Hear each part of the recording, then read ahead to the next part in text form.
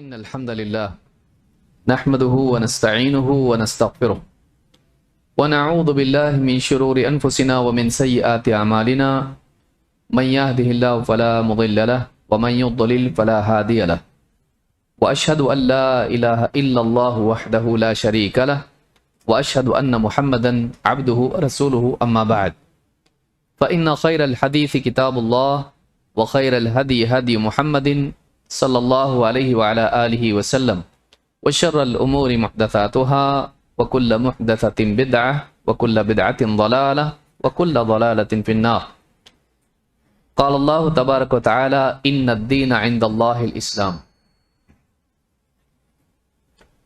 قابل احترام امیر جماعت و جمعیت فضیلۃ الشیخ عبدالسلام سلفی حفظہ اللہ، موقر اہل علم، مسجد حسن کے ذمہ داران، میرے محترم دینی بھائیوں اور قابل احترام اور بہنوں، اللہ رب العالمین کی نعمتوں میں سے سب سے عظیم الشان نعمت اللہ کا دین ہے۔ قرآن کریم میں اللہ رب العالمین نے اس کی نسبت اپنی طرف کی ہے،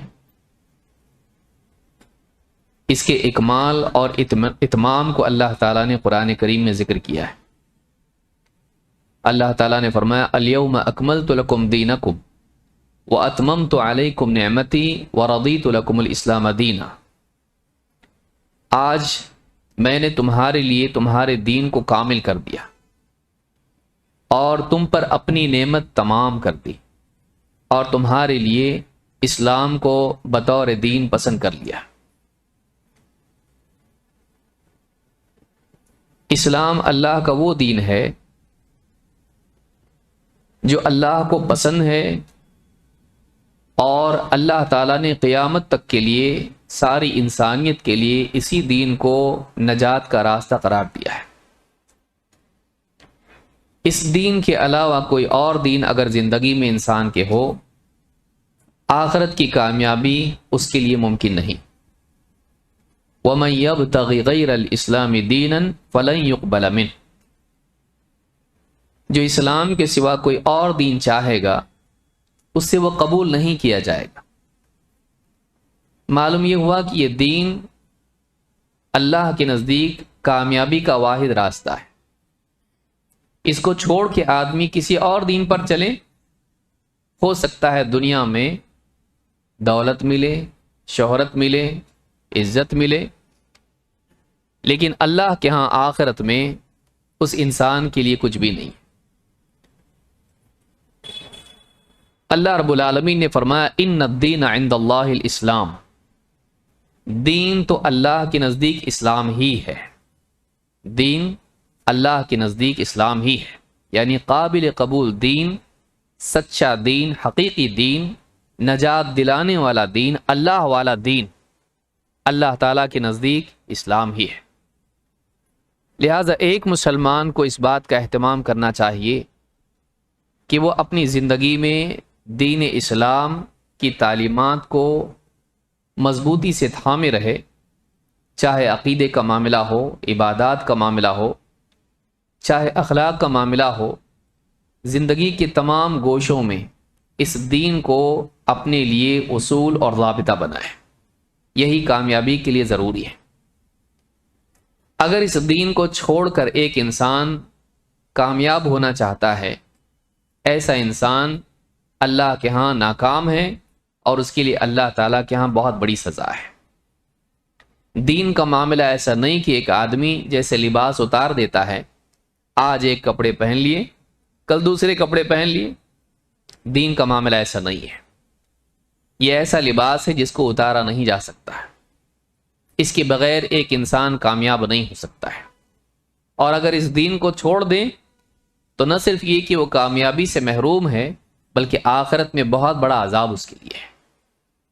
اللہ تعالیٰ قرآن کریم میں فرماتا ہے وَمَن يَرْتَدِدْ مِنْكُمْ عَنْ دِينِهِ فَيَمُتْ وَهُوَ كَافِرٌ، جو اپنے دین سے پھر جائے اور اسی حال میں مر جائے کہ وہ انکاری ہو، اس دین کا انکار کرے، اس دین سے کفر کرے، کفر ہی کی حالت میں مر جائے فَأُولَٰئِكَ حَبِطَتْ أَعْمَالُهُمْ فِي الدُّنْيَا وَالْآخِرَةِ، تو یہ وہ لوگ ہیں جن کے سارے اعمال دنیا اور آخرت میں اللہ تعالیٰ برباد کر دے گا۔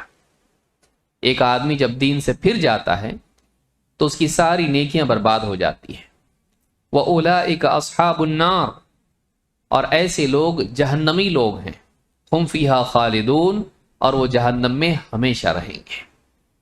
یعنی ایک انسان دین پر ہو، اسلام پر ہو، ایمان اس کے پاس ہو، لیکن پھر ایمان کو کفر سے بدل دے اور اسلام کو انکار سے بدل دے، بے دینی سے بدل دے، تو ایسا آدمی اسی حال میں اگر مر جائے، کفر ہی کی حالت میں مرے، توبہ نہ کرے بلکہ اسی حالت میں مر جائے، تو سب سے پہلے ایسے انسان کی ساری نیکیاں برباد ہو جاتی ہیں۔ دوسرے یہ کہ آخرت میں وہ جہنم میں جائے گا۔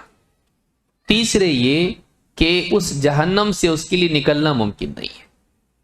تین سزائیں اللہ تعالیٰ نے ذکر کی، سارے اعمال برباد، جہنم میں داخلہ، اور جہنم سے نکلنا ناممکن، جہنم سے نہیں نکل سکتا ہے، وہ ہمیشہ ہمیشہ جہنم میں رہے گا۔ یہ سورۃ البقرہ میں آیت نمبر 217 میں اللہ تعالیٰ نے بات کہی ہے، بلکہ ایک اور مقام پر اللہ نے بالتفصیل اس کو ذکر کیا ہے۔ اللہ تعالیٰ فرماتا ہے وَمَن يَبْتَغِ غَيْرَ الْإِسْلَامِ دِينًا فَلَن يُقْبَلَ مِنْهُ وَهُوَ فِي الْآخِرَةِ مِنَ الْخَاسِرِينَ، جو اسلام کی بجائے کوئی اور دین چاہے، پسند کرے، اپنائے، اس سے وہ قبول نہیں کیا جائے گا۔ جیسی چاہے زندگی گزار کے اللہ سے چاہے کہ کامیاب کر دے، نہیں، اللہ کی کامیابی کے لیے اللہ کے دین کو اپنانا پڑے گا۔ دین اسلام کو چھوڑ کے کوئی اور دین اپنائیں، چاہیں، پسند کریں، اس سے وہ قبول نہیں کیا جائے گا۔ اور کہا وَهُوَ فِي الْآخِرَةِ مِنَ الْخَاسِرِينَ، اور آخرت میں ایسا انسان گھاٹا اٹھانے والوں میں سے ہوگا۔ آگے اللہ تعالیٰ فرماتا ہے كَيْفَ يَهْدِي اللَّهُ قَوْمًا كَفَرُوا بَعْدَ إِيمَانِهِمْ، اللہ تعالیٰ ان لوگوں کو کیسے ہدایت دے سکتا ہے جو اپنے ایمان کے بعد پھر سے کافر ہو گئے، ایمان لانے کے بعد کفر میں مبتلا ہو گئے۔ وَشَهِدُوا أَنَّ الرَّسُولَ حَقٌّ وَجَاءَهُمُ الْبَيِّنَاتُ، جبکہ وہ اس بات کی گواہی دے چکے تھے کہ رسول حق پر ہے، رسول کی رسالت حق ہے، اور وَجَاءَهُمُ الْبَيِّنَاتُ، اور یہ رسول ان کے پاس کھلی دلیلیں لے کر آیا تھا کہ اسلام برحق ہے، دین کی حقانیت کی دلیلیں بھی دیکھ چکے، رسول کی حقانیت کا اقرار بھی کر چکے، اس کے بعد کفر کرنے کے بعد پھر یہ کیسے اللہ تعالیٰ ان کو ہدایت دے سکتا ہے، کیسے انہیں راہ سجھا سکتا ہے۔ واللہ لا یہدی القوم الظالمین، اللہ تعالیٰ ظالموں کو ہدایت نہیں دیتا ہے، اللہ تعالیٰ ظالموں کو راہ نہیں سجھاتا۔ اولئک جزاؤہم ان علیہم لعنۃ اللہ والملائکۃ والناس اجمعین، یہ ایسے لوگ ہیں کہ ان پر اللہ تعالیٰ کی لعنت ہے، فرشتوں کی لعنت ہے، سارے لوگوں کی لعنت ہے۔ خالدین فیہا، وہ اس جہنم میں اور اس لعنت میں ہمیشہ ہمیشہ رہیں گے۔ لا یخفف عنہم العذاب ولا هم ينظرون، نہ ان سے عذاب ہلکا کیا جائے گا اور نہ انہیں مہلت دی جائے گی، نہ عذاب ہلکا کیا جائے گا، نہ تھوڑی دیر کے لیے ہٹایا جائے گا۔ الا الذین تابوا من بعد ذلک واصلحوا فان اللہ غفور رحیم، ہاں مگر وہ کہ جو لوگ اس کفر کے بعد پھر سے توبہ کر لیں، اللہ تعالیٰ نے کفر کرنے والوں کو امید دلائی۔ الا الذین تابوا من بعد ذلک، ہاں مگر وہ لوگ جو اس کے بعد بھی توبہ کر لیں، واصلحوا، اور اپنے حال کی اصلاح کریں، فان اللہ غفور رحیم، تو ایسے لوگوں کے لیے اللہ تعالیٰ اس کے بعد بھی غفور الرحیم ہے، مغفرت کرنے والا، رحم کرنے والا ہے۔ لیکن اگر نہیں تو اللہ فرماتا ہے ان الذین کفروا بعد ایمانہم ثم ازدادوا کفرا، لیکن وہ لوگ جو ایمان لانے کے بعد کفر کا ارتکاب کرنے لگے اور کفر کے راستے پر بڑھتے ہی چلے گئے، اپنے کفر میں بڑھتے ہی چلے گئے، لن تقبل توبتہم، ان کی توبہ قبول نہیں کی جائے گی، وَأُولَئِكَ هُمُ الضَّالُّونَ، اور اللہ کے نزدیک یہ لوگ گمراہ لوگ ہیں۔ کفر کریں، کفر میں بڑھتے چلے جائیں، یہاں تک کہ موت کا فرشتہ دیکھ لیں، زندگی ختم ہو جائے آخری وقت میں، اب توبہ قبول ہوگی نہیں، عذاب کے فرشتے دیکھ لیں، موت کے فرشتے دیکھ لیں، اب توبہ قبول ہونے والی نہیں ہے۔ ان الذین کفروا وماتوا وهم کفار، جن لوگوں نے کفر کیا اور کفر کی حالت ہی میں مرے، فلن يقبل من احدهم ملء الارض ذهبا ولو افتدى به، ایسے لوگوں سے آخرت میں اپنے فدیے میں زمین بھر کے سونا بھی اگر وہ دے دیں قبول نہیں کیا جائے گا۔ زمین بھر کے اگر وہ سونا دے دیں، ہم کو عذاب سے بچا لو، ہم کو چھوڑ دو، ہمارے کفر کے بدلے ہم کو سزا مت دو، یہ زمین بھر کے سونا ہم دیتے ہیں، نہیں قبول کیا جائے گا۔ اولئک لہم عذاب علیم وما لہم من ناصرین، ایسے لوگوں کے لیے بڑا دردناک عذاب ہے اور ان کا کوئی مددگار نہیں ہوگا۔ دنیا میں لائک کرنے والے ان کو ہوں گے، دنیا میں سپورٹ کرنے کی باتیں کرنے والے ہوں گے، لیکن آخرت میں اللہ کے عذاب سے بچانے والا کوئی نہیں ہوگا۔ آپ دیکھیں کتنی ساری آیتیں ہیں جو اللہ تعالیٰ نے اس باب میں ذکر کی ہیں۔ یہ سورہ آل عمران کی آیت نمبر 85 سے آپ پڑھتے جائیں آیت نمبر 91 تک، یہ ساری سزائیں، یہ برائیاں اور آخرت کے اعتبار سے اللہ کی ناراضگی اور سزا کو اللہ تعالیٰ نے ذکر کیا ہے۔ ارتداد کیا ہے؟ ارتداد یہ ہے کہ انسان اسلام لانے کے بعد، ایمان قبول کرنے کے بعد پھر سے کفر میں چلا جائے، وہ ایمان لا کر مسلمان ہو جائے اور ایمان لانے کے بعد پھر سے وہ کفر میں مبتلا ہو جائے، اس کو ارتداد کہتے ہیں۔ رک جائے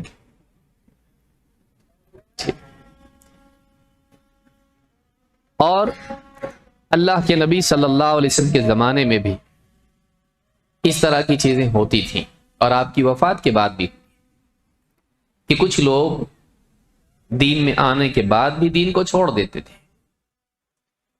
آپ نے دیکھا اس کی سزا قرآن کریم میں خود اللہ تعالیٰ نے بیان کی کہ اللہ کے نزدیک یہ کتنا بڑا جرم ہے۔ موجودہ دور میں بھی نشر و اشاعت کے وسائل کے بڑھنے سے اس طرح کی خبریں بہت زیادہ سامنے آ رہی ہیں۔ ایسا نہیں کہ یہ پہلے نہیں ہوتا تھا، پہلے زمانوں میں بھی لوگ اسلام پہ آتے، اسلام کو چھوڑتے بھی تھے، لیکن میڈیا کے دور میں یہ بات بہت زیادہ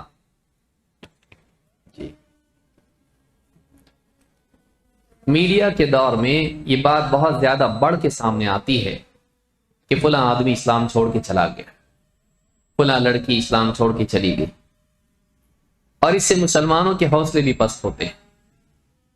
یہ واقعات پہلے بھی ہوتے تھے، آج بھی ہوتے ہیں اور شاید کل بھی ہوں گے، اور اس سے اسلام کو کوئی نقصان نہیں ہوتا ہے۔ حقیقت کو اگر کوئی انسان نہیں مانتا ہے، اس سے حقیقت کو نقصان نہیں ہوتا ہے، نقصان اس کا ہوتا ہے۔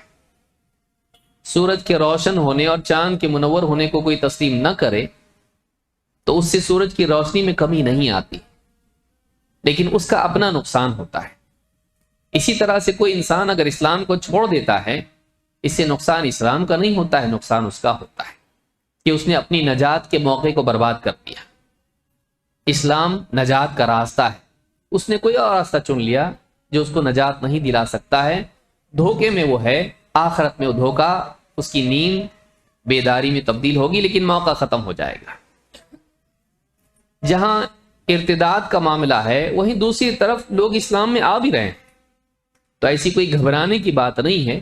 بعض اوقات میڈیا میں دیکھ کے مسلمان گھبرا بھی جاتے ہیں، بلا شبہ اس میں فکر کرنا چاہیے، کوئی ایک آدمی بھی اسلام نہ چھوڑے، لیکن یہ ہوتا رہے گا، یہ ہوتا رہے گا۔ لوگ اسلام میں آتے بھی رہیں گے اور کچھ لوگ اسلام سے جاتے بھی رہیں گے، لیکن ایک بات پکی ہے، دوسرے دین کے عالم اسلام میں آئیں گے، اسلام کا عالم دوسرے دین میں نہیں جاتا، اس کو آپ ہمیشہ یاد رکھیے۔ تو اس سے بات بنیادی طور پر معلوم ہوتی ہے کہ اصل بات اسلام چھوڑنے کی علم نہیں ہوتا ہے، لا علمی ہوتی ہے۔ اصل وجہ جو ہوتی ہے اسلام چھوڑنے کی، وہ لا علمی ہوتی ہے۔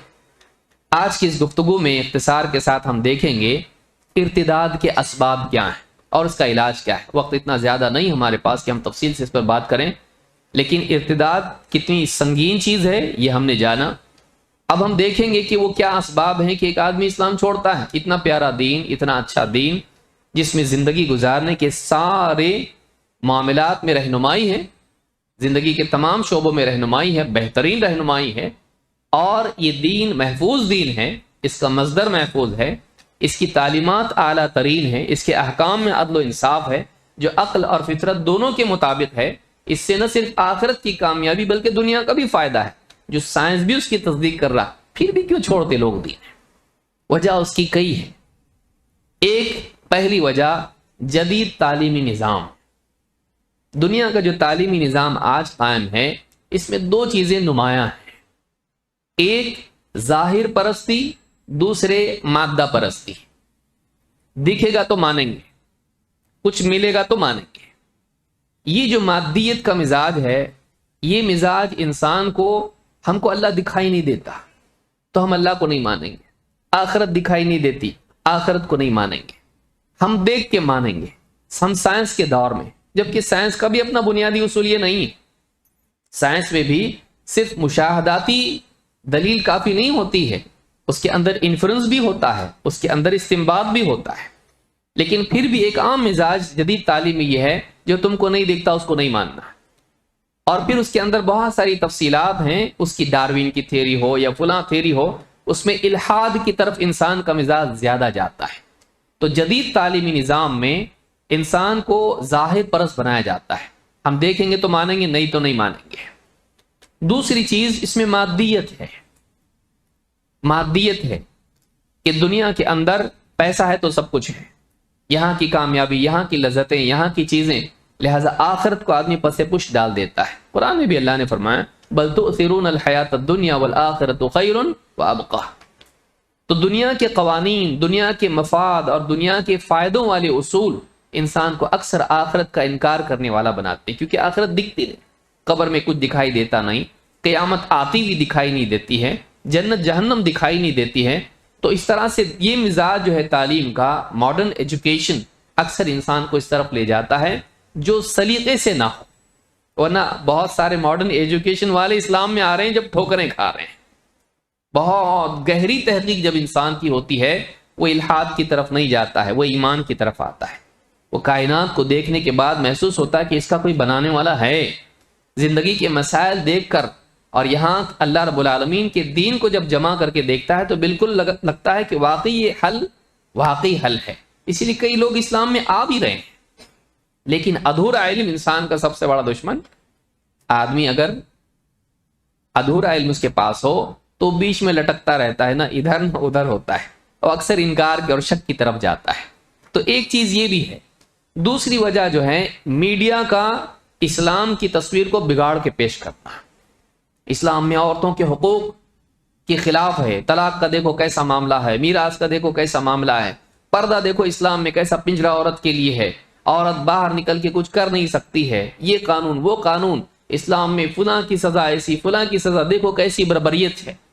آئے دن نیوز چینل پہ اسلام کے بارے میں منفی بات پیش کی جاتی ہے ایک ایجنڈا اور پروپیگنڈا کے تحت، اور چونکہ لوگ اس کو دیکھتے ہیں اور دین کی بنیادی باتیں ان کے پاس نہیں ہوتی ہیں، لہٰذا انہی چیز کو دیکھ کر اپنے آپ کو سیکولر بتانے کی کوشش کرتے ہیں کہ نہیں میں اتنا پکا مسلم نہیں ہوں، اور بعض لوگ اور دو قدم پیچھے جا کے اسلام سے بھی ہاتھ دھو بیٹھتے ہیں کہ ہم کو ایسا اسلام نہیں چاہیے جس کی بنیاد پر آفس میں بھی لان تان ہو، باہر زندگی کے سارے معاملات میں ہم لوگوں کو ذلت اٹھانی پڑے، ایسا دین ہم کو نہیں چاہیے۔ تو بعض لوگ میڈیا کے اثر سے بھی اسلام سے دور ہو جاتے ہیں، کبھی وہ اسلام میں جزئی طور پر اپنی زندگی میں اسلام کو رکھتے ہیں اور کبھی کلی طور پر اس کو چھوڑ دیتے ہیں۔ بعض رسمی مسلمان بنے رہتے ہیں اور بعض لوگ جو ہیں سرے سے اسلام ہی کو چھوڑ دیتے ہیں، بعض عملاً چھوڑ دیتے ہیں، بعض اعتقاد سے بھی چھوڑ دیتے ہیں۔ یہ بھی ایک بہت بڑی وجہ ہے۔ تیسری وجہ جو ہے یہ عشق بازی، پیار محبت کے معاملات، لڑکے لڑکوں میں کالج ہو، جاب ہو، اس طرح کے جو معاشرے کے اندر معاملات ہیں، اور اس میں بہت بڑی وجہ ہمارا موبائل فون، سوشل میڈیا۔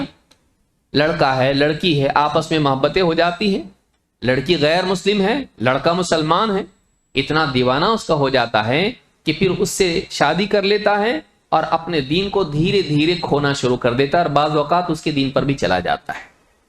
کبھی لڑکی ہوتی ہے جو کسی لڑکے کے عشق میں، اس کی محبت میں پھنس جاتی ہے، کالج میں ہو، جاب پہ ہو، اور اس کے بعد میں دھیرے دھیرے وہ اسلام سے دور ہوتی جاتی ہے، پھر پورے طور پر اسلام کو چھوڑ دیتی ہے۔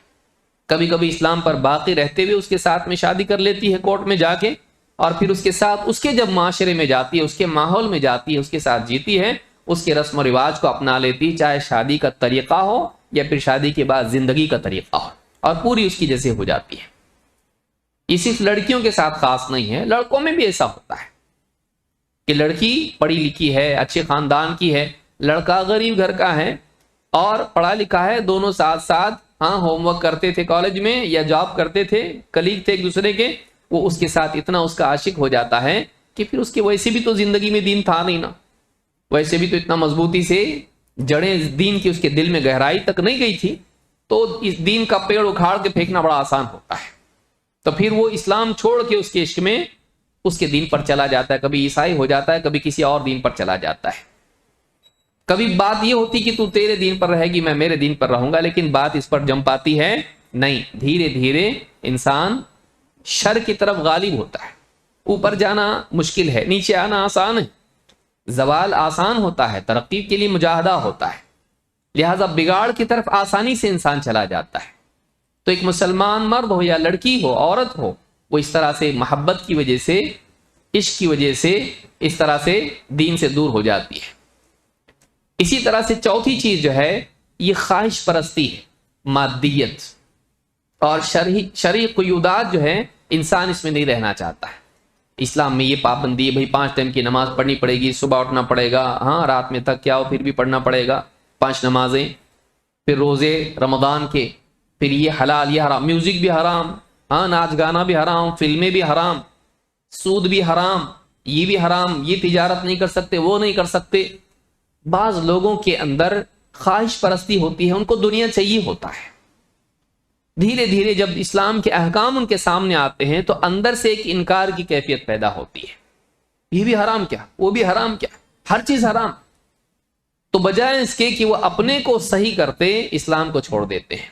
پہلے وہ کوشش کرتے ہیں اسلام کے اندر اصلاح کرنے کی، مولوی صاحب کو بھی کہتے ہیں موجودہ دور کے حساب سے چلنا پڑے گا ہم کو، زمانے کے حساب سے سب کو ایڈجسٹ ہونا چاہیے، اسلام کو بھی زمانے کے حساب سے اپڈیٹ ہونا چاہیے۔ جب وہ دیکھتا کہیں اپڈیٹ ہونے کی گنجائش نہیں ہے، کل بدعت ضلالہ وکل ضلالۃ فی النار، اور اسلام کی سوا کوئی اور زندگی نہیں، اسلام میں ترمیم اور تبدیلی کی گنجائش نہیں، جب وہ دیکھتا ہے کہ یہ نہیں ہو سکتا ہے تو پھر وہ اپنے آپ ہی کو بدل لیتا ہے۔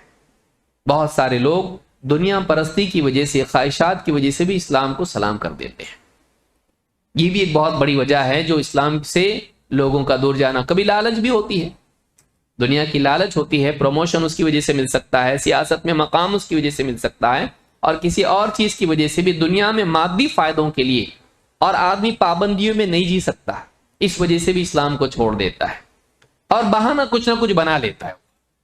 دیکھیے ڈائریکٹ تو نہیں بول سکتا مجھے دنیا انجوائے کرنا ہے، زندگی انجوائے کرنا ہے اس لیے اسلام چھوڑ رہا ہوں، نہیں، پھر وہ اسلام کی کوئی ایک چیز پکڑ لیتا ہے، اسلام میں پردہ ہے، وہ پردے کی وجہ سے عورتوں پہ ظلم ہے اس لیے میں جا رہا ہوں، فلاں چیز ہے اسلام میں اس لیے میں جا رہا ہوں، وہ کچھ نہ کچھ اپنے لیے بہانہ بنا لیتا ہے، ایکسکیوز بنا لیتا ہے، ورنہ حقیقت یہ ہوتی ہے کہ اندر سے وہ زندگی انجوائے کرنا چاہتا ہے، دس از مائی لائف، اس کی چاہت دنیا انجوائے کرنے کی ہوتی ہے، اسلام کی پابندیاں اس کو نہیں چلتی ہے، اس لیے وہ بالکل آزاد ہو جاتا ہے، خاص طور سے وہ لوگ جو مغربی تہذیب میں وہاں کے ماحول میں رہتے ہیں۔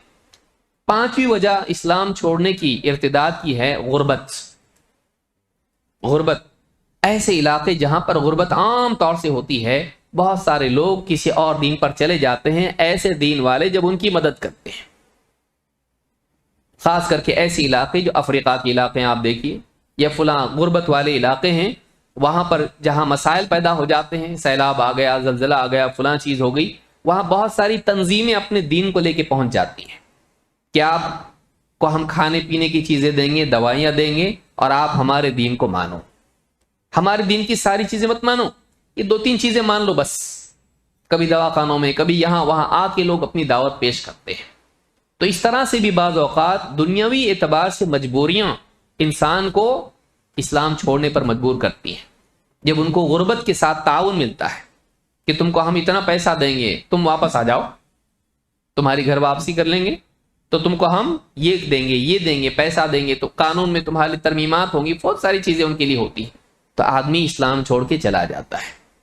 تو یہ بنیادی اسباب ہیں جن کی وجہ سے، اس کے علاوہ بھی اسباب ہو سکتے ہیں، لیکن یہ بہت بڑے بڑے سبب ہیں جن کی وجہ سے آدمی اسلام سے نکل جاتا ہے۔ اللہ کے نبی صلی اللہ علیہ وسلم کی حدیث ہے، آپ نے اس سے پہلے بھی حدیث سنی، آپ نے فرمایا بادروا بالاعمال فتنا کقطع اللیل المظلم، نیک اعمال میں جلدی کر لو ایسے فتنوں کے آنے سے پہلے جو اندھیری رات کی طرح ہوں گے۔ یصبح الرجل مؤمنا ویمسی کافرا، آدمی صبح کو مومن ہوگا تو شام کو کافر ہو جائے گا، اور او یمسی مؤمنا ویصبح کافرا، یا پھر شام کو مومن ہوگا تو صبح کو کافر ہو جائے گا۔ یبیع دینہ بعرض من الدنیا، وہ دنیا کی تھوڑی سی پونجی کے بدلے اپنے دین کو بیچ دے گا، دنیا پانے کے لیے وہ دین چھوڑ دے گا، دین کو بیچ دے گا۔ تو یہ جو حدیث ہے امام مسلم نے اس کو روایت کیا ہے، اس سے بات معلوم ہوتی ہے کہ دنیا کی وجہ سے بھی آدمی دین چھوڑ دیتا ہے۔ اس کا علاج کیا ہے؟ ہمارے پاس اتنا وقت نہیں، بہت اختصار سے مجھ کو کہنا پڑ رہا ہے۔ ہمارے پاس علاج کیا ہے؟ ہم کیا کریں؟ کیا ہم مار پیٹ کریں ایسے لوگوں کے ساتھ، مرتد جو ہو جائے اس کو؟ نہیں، قانونی حدود، یہ ساری چیزیں، اور یہ چیز طریقہ بھی مسلمانوں کا نہیں ہے۔ اس ماحول میں ہم مسلمانوں کو اس ارتداد کی مصیبت سے بچانے کے لیے کیا کر سکتے ہیں؟ اس کی بنیادی وجہ جیسا کہ میں نے ذکر کیا تھا، جہالت ہے۔ ہم کو وہیں سے شروعات کرنی پڑے گی کہ اگر علم آئے گا تو سارے مسائل حل ہو سکتے ہیں۔ سب سے پہلی چیز اس کے حل کے لیے ہے کہ جو عمر والے ہیں، دیکھیے ارتداد بچوں میں تو نہیں آتا، اور بہت کم بوڑھے ہوتے ہیں مرتد، عام طور سے نوجوانوں کا طبقہ ہے جو اس میں زیادہ فعال دکھائی دیتا ہے۔ تو ایسے لوگوں کی تربیت کے لیے کیا کیا جائے؟ جو عمر میں بالغ ہیں، بڑے ہو چکے ہیں، ان کی تربیت کے لیے دروس اور خطبات کا ایک مستقل نظام بننا چاہیے، جس میں اسلام کی حقانیت، اسلامی احکام کا اعتدال والا ہونا، عقل اور فطرت کے مطابق ہونا، اور جو شبہات ہیں اسلام کے خلاف، ان کے اعتبار سے ان کے لیے مسلمانوں کی تربیت ایسی کی جائے کہ کوئی اگر ان کے کان میں آ کے اسلام کے بارے میں کوئی بات کہتا ہے، وہ متاثر نہ ہو، اس کا جواب پہلے سے ان کے پاس ہو۔ دین کی حمیت، دین کی محبت ان کے دلوں میں ڈالی جائے، دین سے لگاؤ اور تعلق، دین کتنا ہمارے لیے قیمتی ہے اور دین کے احکام ہمارے لیے کتنے مفید ہیں، جدید دور کے تقاضوں کو سامنے رکھتے ہوئے وہ باتیں ان کے سامنے رکھی جائیں، تو پڑھا لکھا طبقہ جو ہے میڈیا کے اثرات سے متاثر نہیں ہوگا۔ تو دروس کا نظام ایسا ہو، مسجد میں علماء کے دروس، لوگوں کو اس میں بیٹھنے کی تلقین کی جائے، اور خطبات میں اس طرح کی باتیں آئیں کہ اسلام کی حقانیت دلوں پر ثبت ہو جائے اور انسان کا دل اسلام سے ہٹنے کے لیے تیار نہ ہو۔ جب کسی چیز کا فائدہ اور اس کی حقانیت دل پر ثابت ہو جائے گی، کیوں چھوڑے گا آدمی؟ آپ بتائیے، پیسہ مفید ہے، یہ ہر آدمی جانتا ہے۔ کوئی آدمی پیسہ گرا تو ویسے ہی چھوڑ کے آگے بڑھ جاتا؟ نہیں۔ کوئی آدمی اس سے چھیننے کی کوشش کرے چھوڑتا؟ نہیں۔ کیوں؟ اس لیے کہ وہ جانتا یہ قیمتی چیز ہے، یہ قیمتی چیز ہے۔ جب آدمی کو کسی چیز کی قیمت معلوم ہوتی ہے اور اسی چیز کو اپنے لیے نجات کا واحد راستہ اگر وہ مانتا ہے، کبھی اس کو کھونے کے لیے تیار نہیں ہوتا ہے۔ تو پہلی چیز دروس کا نظام ہونا چاہیے۔ صحابی ایک مرتبہ سلمان الفارسی رضی اللہ تعالیٰ سے کسی مشرک نے کہا، کیا تمہارے نبی تم کو ہر چیز سکھاتے، پیشاب پاخانہ سب، یہ بھی سکھاتے تم کو؟ میں نے کہا کہ ہاں، ہمارے نبی ہم کو یہ بھی سکھاتے ہیں۔ اللہ کے نبی صلی اللہ علیہ وسلم پیشاب پاخانے سے لے کے زندگی کے حکومت تک کے معاملات مسلمانوں کو سکھاتے تھے۔ ہمارے یہاں پر بھی مساجد میں، مدارس میں اس کا ایک مستقل نظام ہو۔ مدارس میں تو پڑھایا جاتا ہے، لیکن عوام کو جو تقریباً 97% میں سمجھتا ہوں طبقہ ایسا ہوگا جو مدرسے میں نہیں جاتا ہے، ان کی تربیت کا کیا نظام ہے؟ مدرسے والوں میں سے تو مرتد آپ کو نہیں ملیں گے، عوام ہی میں سے ملتے ہیں۔ تو ان لوگوں کے لیے کیا نظام ہے؟ تعلیم و تربیت۔ نمبر 2، میڈیا میں جو اسلام کے خلاف بات آتی ہے، آپ اپنا ایک میڈیا رکھیں، ویب سائٹس یا یوٹیوب کے ذریعے سے، اس میں میڈیا ہی میں اسلام کے بارے میں جو شبہات ہیں مثبت انداز میں اس کا جواب دیا جائے۔ لعن طعن اور اس طرح کی باتیں یا دھمکیاں وغیرہ اس طرح کی باتیں اس میں نہ ہوں، بلکہ ایک پازیٹیو انداز میں اسلام کے بارے میں، اسلام کا پیغام کیا ہے، اور جو شبہات سماج میں پیدا ہوتے ہیں ان کا اچھے طریقے سے جواب دیا جائے، ایسے طریقے سے کہ ایک سمجھدار آدمی اگر اس کو سنے تو اس کا دل قبول کرے۔ ظاہر بات ہے کہ ہمارے ہاں ہر ایک کے ہاتھ میں موبائل ہے، ہر ایک کے پاس عموماً کمپیوٹر وغیرہ ہے، اس میں وہ ساری چیزیں وہ دیکھ رہا ہے، تو جس پلیٹ فارم سے ان کے پاس غلط باتیں پہنچ رہی ہیں، اسی پلیٹ فارم سے ہم کو صحیح باتیں بھی پہنچانی پڑھیں گی تاکہ وہ لوگ اس کو دیکھیں اور ان کے شبہات اگر ان کے سامنے آ رہے ہیں، ڈاؤٹس ان کے سامنے آ رہے ہیں تو اس کا کلیریفیکیشن بھی ان کے سامنے آئے. تو یہ بھی ایک چیز ہے کہ اس دور میں میڈیا کی بہت بڑی طاقت ہے، انٹرنیٹ کی بہت بڑی طاقت ہے، سوشل میڈیا کی بہت بڑی طاقت ہے، یوٹیوب وغیرہ اس طرح کا جو پلیٹ فارم ہے اس کی بہت بڑی طاقت ہے. اور اسی پلیٹ فارم سے اس طرح کی باتیں اسلام کے خلاف جاتی ہیں. اسلام کے حق والی باتیں بھی اسی پلیٹ فارم سے اگر جاتی ہیں، دونوں باتیں سامنے آئیں گی، آدمی سمجھ جائے گا کہ واقعی صحیح بات کیا ہے. قل جاء الحق وزهق الباطل ان الباطل كان زهوقا. حق آئے گا تو باطل اپنے آپ دوڑے گا، بھاگے گا، نکلے گا، فرار ہو جائے گا. کیوں؟ اس لیے کہ حق کی وہ طاقت ہوتی ہے، باطل میں کمزوری ہوتی ہے. حق کی موجودگی میں باطل ٹک نہیں سکتا ہے. تو اگر میڈیا میں ہماری اسلام کی تعلیمات اور اسلام کے تعلق سے باتیں آئیں تو انشاءاللہ یہ چیز نہیں ہوگی. تیسری چیز یہ ہے کہ گھر میں بچوں کی تربیت اور مکتب اس کا نظام مضبوط کیا جائے. بڑا ہو کے سمجھدار ہو کے پھر اس کو دین سکھاؤ، بگڑنے کے بعد سدھارو. یہ یعنی بگڑنے کے بعد سدھارو اس کا ٹھیک نہیں ہے. یعنی پہلے بیمار پڑو پھر ہم تم کو دوا دیں گے، یہ نہیں ہونا چاہیے. بلکہ اس کے بیماری آئے ہی نہیں، بیماری سے دفاع کا نظام اس کا ایسا ہو کہ بچپن ہی سے بچوں کی تربیت اسلام کی محبت، اللہ کی محبت، رسول کی محبت، قرآن کی محبت، دین کی محبت، صحابہ کی محبت، اسلامی احکام کی محبت، دین پر چلنے کے اعتبار سے دل میں چاہت اور رغبت بچپن ہی سے بچوں کے دل میں ایسی ڈالی جائے کہ بعد میں اگر اسلام کے خلاف بات ان کے سامنے آئے ان کو سننا بھی وہ گوارا نہ کرے. یہ تربیت بچپن سے ہونا چاہیے. آج دیکھیے ہمارا بچہ اگر اسکول میں پڑھ رہا ہے، اگر پڑھائی میں کمزور ہے تو ایکسٹرا کلاس کے لیے ہم اس کو الگ سے بھیج دے رہے ہیں، اس کی فیس بھی دے رہے ہیں اور جانے آنے کا خرچ بھی گاڑی کا ہم لوگ برداشت کر رہے ہیں. لیکن پڑوس میں گھر کے مسجد ہے، مسجد میں بچوں کا مکتب چلتا ہے، کتنی مرتبہ ہمارا بچہ جاتا ہے وہاں پر. کیوں؟ ہم اس کو ضروری نہیں سمجھتے. ہم دینی تعلیم کو، قرآن کے پڑھنے کو، حدیث سے یاد کرنے کو، قرآن کی آیتوں کو یاد کرنے کو اور دینی معاملات کے سیکھنے کو یہ ہم اتنا ضروری نہیں سمجھتے. کیوں؟ بچہ ہے بچہ ہے بچہ ہے کرتے کرتے وہ بڑا بن جاتا. اب اس کے بعد میں مولوی صاحب کے پاس آتا، مولوی صاحب کوئی دعا ہے کیا بات ہے، کوئی پریشانی ہے، بیمار ہو؟ نہیں، میرا بچہ سدھر رہا نہیں ہے، کچھ تو اس کے لیے دعا ہے کیا؟ ایسی دعا بتاؤ جس سے وہ سدھر جائے. آپ نے ایسا زہر اس کو سالوں سال پلایا ہے، اب اس کو ایک دعا سے آپ اس کے لیے اس کا حل چاہتے ہو؟ اس کی بگاڑ میں ذمہ دار اگر سماج ہے تو اس کے بگاڑ میں ذمہ دار گھر کا برا ماحول بھی ہے. لہٰذا یہ بھی بہت ضروری ہے کہ گھر کے اندر ماحول اچھا بنایا جائے اور مکتب میں بچوں کو بھیجا جائے. ایک طرف وہ دین سیکھیں، دوسری طرف گھر والوں سے بہت سارے بچوں کے بڑے ہونے کے بعد مرتد ہونے کی ایک بڑی وجہ یہ بھی ہوتی ہے گھر کا ماحول صحیح نہیں ہوتا ہے.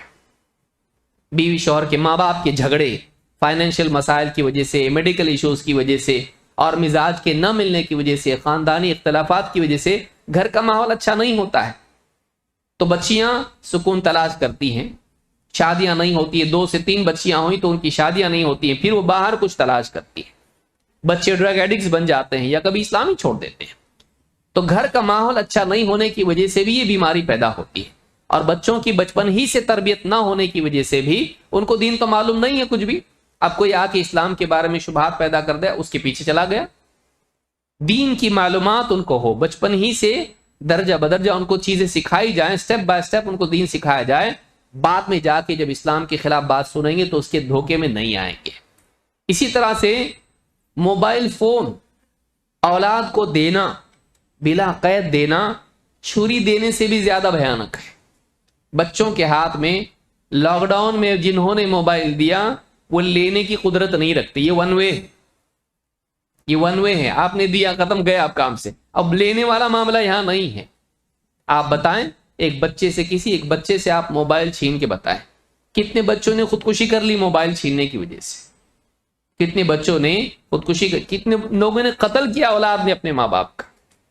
نیوز پیپر میں کیسز ایسے آئے کہ گیم کھیلنے نہیں دیا تو لڑکے نے ماں کو قتل کیا، کئی دن تک لاش گھر میں پڑی رہی اور باپ سفر میں. یہ جو موبائل کی بیماری ہے یہ بچوں کے لیے موبائل نہیں ہے. موبائل بچوں کے لیے نہیں ہے. پڑھائی کے نام پر، اس کے نام پر ہم نے بچوں کو دے دیا. اب بچیاں بھی لے رہی ہیں، بچے بھی لے رہے ہیں اور موبائل فون میں پھر وہ واٹس ایپ بھی انسٹال کر لیا، اس کے اندر فیس بک بھی ہے، انسٹاگرام بھی ہے، ٹک ٹاک بھی ہے اور اس کے ذریعے سے وہ ویڈیو بنا کر ڈال رہے ہیں. لڑکی کو لائکس آ رہے ہیں، لڑکے جو ہیں عشق بازی کر رہے ہیں اور اس موبائل فون کے ذریعے سے وہ سارا ڈیٹا دن بھر وہ دیکھ رہے ہیں، اسلام کے خلاف باتیں بھی سن رہے ہیں، آپس کی محبتیں بھی پیدا ہو رہی ہیں، اور پھر اسلام سے دور جانا بہت آسان ہو رہا ہے۔ موبائل فون کے بارے میں کچھ قانون گھر کا رہے، اتنے بجے سے اتنے بجے تک بڑے بچے بھی اگر ہیں تو، ورنہ ہمارے گھر میں تو ہے ہی نہیں موبائل فون کا استعمال، بچوں کو گھر میں الاؤڈ نہیں۔ آپ پہلے دن جب دیں گے اپنی جان چھڑانے کے لیے، بعد میں موبائل چھڑانا مشکل ہو جائے گا۔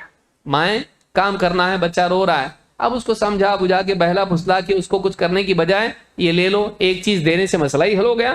4 گھنٹے تک وہ لگا ہوا ہے، بالکل ڈسٹرب نہیں ہے، تو آپ اپنی سہولت کے لیے ان کی زندگی خراب کر رہے ہیں۔ آپ پہلی مرتبہ ان کو مت دو، ان کو کچھ اور چیزوں میں لگاؤ، انشاءاللہ وہ ضرور بہتر بنیں گے۔ موبائل فون کی وجہ سے کئی بیماریاں جنم لے رہی ہیں، آپ ڈاکٹروں سے پوچھیں گے تو آپ کو بتائیں گے۔ تو یہ جو موبائل فون ہے، ارتداد کا ایک یہ بھی سبب ہے، اس کی وجہ سے بھی ارتداد آ رہا ہے، اور یہ بلکہ بہت بڑا سبب ہے۔ میں سمجھتا ہوں سارے اسباب میں سے یہ راستہ ہے، چینل ہے۔ آپ کی بچی تک کیسے کوئی پہنچ پا رہا ہے گھر کے اندر بیڈ روم میں، آپ کے بچے تک کیسے کوئی پہنچ پا رہی ہے، اور کیسے کون لوگ پہنچ پا رہے ہیں اس تک، میڈیا کے راستے ہی سے تو پہنچ رہے ہیں، گھر پہ آ کے تو نہیں مل رہے آپ کے بیٹے کو۔ تو یہ جو پہنچ رہے ہیں وہ میڈیا کے راستے سے پہنچ رہے ہیں، اور اس کی برین واشنگ ہو رہی ہے۔ وہ روزانہ ایک چینل کو سبسکرائب کیا ہوا ہے اور سن رہا ہے، اور غیر شعوری طور پر وہ اسلام سے دور ہوتا جا رہا ہے، پیچھے جا رہا ہے، اور کھائی میں گر جا رہا ہے۔ تو یہ کیوں ہو رہا ہے؟ میڈیا۔ تو آپ کو کچھ کنٹرول رکھنا پڑے گا، بچوں کے ہاتھ میں نہیں دیں، نوجوانوں کو بھی واقعی ضرورت پڑی تو دیں، ورنہ نہیں۔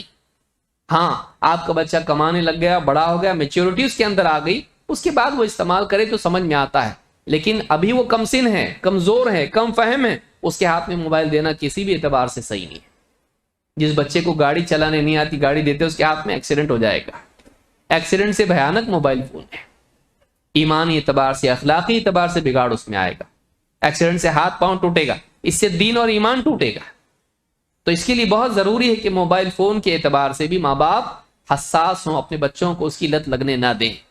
نمبر 5، زکوٰۃ کا نظام ہمارے ہاں قائم، کیونکہ غربت کی وجہ سے جو لوگ اسلام چھوڑتے ہیں، اگر زکوٰۃ کا نظام اور صدقات کا نظام صحیح ہو جائے کہ وہ مالداروں سے لے کر فقراء کو دی جائے، اور سماج کے اندر کوئی آدمی محتاج نہ رہے۔ میڈیکل ایشوز کسی کے ہیں، بیماری کی وجہ سے اب کئی آرگنائزیشن ہوتی ہیں جو اس کو ہیلپ کرتی ہیں، اور اس کے بعد اس کو اپنے پروگرام میں جوڑ بھی دیتی ہیں، اس پروگرام میں رہ کر وہ اسلام سے دور ہو جاتا ہے، کسی اور دین کو چاہنے والا بنتا ہے۔ دیکھو ان لوگوں نے میری مدد کی، اپنے لوگ کچھ بھی کام کے نہیں۔ اس کے ذہن میں کیا آتا ہے؟ اپنے لوگ کچھ بھی کام کے نہیں، کتنی دعا کیا کچھ بھی نہیں ہوا، دیکھو کن لوگوں نے میری مدد کی، کسی دوسرے نے میری مدد کی۔ پھر وہ لوگ بلاتے ہیں، آؤ ہماری فلانی پارٹی میں آؤ ہمارے فلانے پروگرام میں آؤ۔ اب یہ جاتا ہے، مروت میں جانا پڑے گا، وہاں جاتا ہے، دھیرے دھیرے ان کی تعلیمات اس کے ذہن پر اثر کرتی، کتنے اچھے لوگ ہیں، کتنی محبت کرنے والے ہیں، کتنے ساتھ دینے والے لوگ ہیں، اپنے لوگ کچھ بھی کام کے نہیں، کیا فائدہ؟ اسلام میں ہے ہی نہیں سولوشن اس کے لیے، ان کے دین میں ہے۔ دیکھو آدمی کے دل میں دوسرے دین کے لیے ہمدردی اور اسلام کے لیے ایک اعتبار سے نفرت پیدا ہوتی ہے، چاہے وہ باہر سے مسلمان ہو، اندر سے نکل چکا ہوتا ہے۔ اگر زکوٰۃ کا نظام ہو، جو مسلمان محتاج ہیں، ہماری شادیاں اگر ہماری فضول خرچی سے نہ ہوں، صرف ہمارے نکاح سادہ ہو جائیں، بہت بڑی رقم ہماری بچ سکتی ہے۔ ہمارے سگریٹ تمباکو والے اگر اس کو چھوڑ دیں، بہت سارا پیسہ ہمارا بچ سکتا ہے۔ ہماری فضول خرچی کرنے والے زندگی کے معاملات میں، کپڑوں میں، جوتوں میں، موبائل فون میں، اور بہت ساری فضول چیزوں کے اندر فضول خرچی اگر چھوڑ دیں تو بہت سارے خرچے ہمارے خیر کے کاموں میں لگانے کے لیے پیسہ ہمارے پاس ہو سکتا ہے۔ پاس پڑوس میں جو لوگ محتاج ہیں، پریشان حال ہیں، ان کی پریشانی میں ہم کام آئیں، وہ آدمی اور پکا ہوگا کہ دیکھو میں نے رات کو دعا کیا تھا اور صبح کو ہمارے ایک مسلمان بھائی نے مدد کیا، اللہ نے میری دعا سن لی۔ اس کے دل میں اسلام کی محبت، اللہ سے محبت، مسلمانوں سے محبت پیدا ہوگی۔ لیکن ایک مسلمان اگر تعاون نہیں کرتا ہے اور فضول خرچی میں، عیاشی میں خرچ کرتا ہے، وہ دیکھ رہا ہے کہ دیکھو یہ اس چیز میں تو خرچ کرتے ہیں لیکن ہم مجبوروں کے لیے خرچ نہیں کرتے ہیں، اور اللہ کی طرف سے نہ کوئی عذاب ہے، نہ اللہ کی طرف سے ان کو ہدایت آ رہی، نہ کچھ ہو رہا، چلا جائے گا وہ اسلام سے، یا کم از کم اسلام میں کمزور ضرور ہوگا۔ لہٰذا بہت ضروری ہے کہ وہ طبقہ جس کے پاس کچھ ہے وہ اپنے مال کو صحیح استعمال کریں، فضولیات میں استعمال نہ کریں، شادی کی فضول خرچی میں استعمال نہ کریں، عیاشی میں استعمال نہ کریں۔ اور اپنے مال کا ایک حصہ نکال کے رکھے، اور خاص کر کے جماعت کا اگر بیت المال ہے تو اس بیت المال کے ذریعے سے غریبوں کی مدد بھی کی جائے۔ ڈالنے والا ڈالے۔ اب بعض لوگ کہتے ہیں جماعت کچھ نہیں کر رہی ہے، جماعت کہاں سے کرے گا؟ جماعت کے پاس آسمان سے آتا ہے، جماعت کے پاس بھی تو جماعت والوں کی طرف سے آئے گا۔ اگر عوام اپنی زکوٰۃ صحیح طریقے سے دیتی ہے اور جماعت کا تعاون کرے گی تو جماعت بھی تعاون کر سکتی ہے۔ تو یہ بھی چیز یاد رکھنے کی ہے کہ اگر ہمارا مال صحیح طرح سے استعمال ہوتا ہے تو کئی لوگ مرتد ہونے سے بچ سکتے ہیں۔ ہمارے مالوں کا ایک حصہ خیر کے لیے آنا چاہیے، تعاون میں مسلمانوں کے ہونا چاہیے۔ تو یہ کچھ باتیں تھیں جو میں نے ذکر کی ہیں، تفصیل سے دلائل اور اس کی ساری باتیں ذکر کرنے کا وقت نہیں تھا، اس لیے میں نے بس اشارات دے دی کہ یہ میدان ہے کرنے کا۔ بچوں کی تربیت اور موبائل فون کے خطرات سے بچانا، میڈیا کا صحیح استعمال کرنا، مکتب کا قیام، اسی طرح سے گھر کا ماحول صحیح کرنا، اور نظام زکوٰۃ جو ہے اس کو صحیح کرنا، یا اگر پیسہ کسی کے پاس ہے اس کو صحیح چیزوں میں استعمال کرنا۔ غریب اور فقیر، ایسے لوگ جو محتاج ہیں، خاص کر کے میڈیکل خرچ جو ہیں یہ شاہی خرچ ہوتے ہیں، تو ایسے جو خرچ ہیں ان خرچوں میں مسلمانوں کا کچھ نظام بنے کہ غربا اور فقراء کا کچھ تعاون ہو۔ اگر ایسا ہوگا تو بہت ممکن ہے کہ ہم بہت سارے لوگوں کو اسلام سے باہر جانے سے بچا سکتے ہیں۔ دیکھیے پھر بھی لوگ جائیں گے اور لوگ آئیں گے بھی اسلام میں، لیکن ہم کیوں کسی کو جانے دیں؟ کیوں نہ ہم ایسا ماحول بنائیں کہ ایک آدمی نہ جائے؟ ہم کسی پہ زور زبردستی تو نہیں کر سکتے ہیں، لیکن ہم یہ تو کر سکتے ہیں کہ ایسا ماحول بنائیں کہ جانے والا بھی رک جائے، جانے والا بھی رک جائے۔ اللہ رب العالمین ہم سب کو سمجھنے کی توفیق عطا فرمائیں اور لوگوں کو ہدایت دیں۔ جو لوگ اسلام سے کسی وجہ سے دور ہو رہے ہیں، اللہ رب العالمین ہدایت دے کر انہیں واپس لے آئیں، اور ان لوگوں کو اسلام کی حقانیت کو ثابت کرنے والا اللہ تعالیٰ بنائے۔ بہت سارے ایسے لوگ جو اسلام کو نہیں جانتے ہیں، غلط فہمی کی وجہ سے اسلام سے دور ہو جاتے ہیں، ان کے لیے ہمارا مشورہ یہ ہے کہ وہ اسلام کو مغربی لکھنے والوں سے نہ سیکھیں۔ اسلام کے بارے میں سمجھنے کے لیے اسلام کی کتابوں کو اسلام والوں کو سننا اور پڑھنا چاہیے، نہ کہ اسلام کے بارے میں غلط بیانی کرنے والوں کو۔ ظاہر بات ہے وہ تو بگاڑ کی صورت پیش کریں گے، لیکن جو واقعی اسلام ہے، اسلام ایز اٹ از کیا ہے، یہ سمجھنا بہت ضروری ہے۔ اگر آدمی انصاف کی نگاہ سے خواہش پرستی کی زمین سے اوپر اٹھ کر اگر آدمی اسلام کے بارے میں سوچتا ہے، اس کو یقین ہو جائے گا کہ اس سے بہتر کوئی دین نہیں ہو سکتا ہے۔ یہی دین ہے جو انسان کی نہ صرف آخرت کے لیے نجات اور کامیابی کا ضامن ہے، بلکہ دنیاوی زندگی کی فلاح کا بھی ذریعہ ہے۔ اللہ رب العالمین ہم سب کو اسلام پر جمے رہنے کی توفیق عطا فرمائیں۔ جب تک ہم زندہ رہیں اللہ اسلام پر زندہ رکھے، اور جب ہمارا خاتمہ ہو تو ایمان کے ساتھ ہمیں اللہ تعالیٰ اپنے پاس بلائے۔ اقول ھذا واستغفر اللہ لی ولکم۔